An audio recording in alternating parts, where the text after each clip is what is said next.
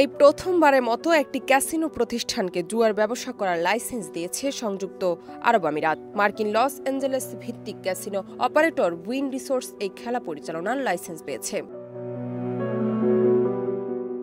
Casino অপারেটররা দীর্ঘদিন ধরে আমিরাতে একটি রিসোর্ট নির্মাণের চেষ্টা করে যাচ্ছিল। এটি এখন বাস্তবে পরিণত হচ্ছে। 6 অক্টোবর খালিজ টাইমসের এক প্রতিবেদনে বলা হয়েছে, জুয়ার লাইসেন্সের অনুমতি দেওয়ার জন্য গত বছর প্রতিষ্ঠিত হয় general commercial gaming regulatory authority.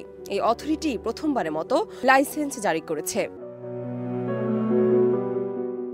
এতে বলা হয়, ৬২ হেক্টর এলাকা জুড়ে আরব উপমহাসাগরে বিস্তৃত এই $1 বিলিয়ন প্রকল্পটি ২০২৭ সালের শুরুর দিকে জনসাধারণের জন্য উন্মুক্ত হবে। এছাড়া লাস ভেগাস ভিত্তিক ক্যাসিনো প্রতিষ্ঠানটির পক্ষ থেকে জানানো হয়, তারা রাস আল খাইমা অঞ্চলের উইন আল মারজান দ্বীপে একটি বিলাসবহুল অবকাশ কেন্দ্র নির্মাণ করেছে। সেখানেই প্রতিষ্ঠিত হবে আরব আমিরাতের প্রথম ক্যাসিনো।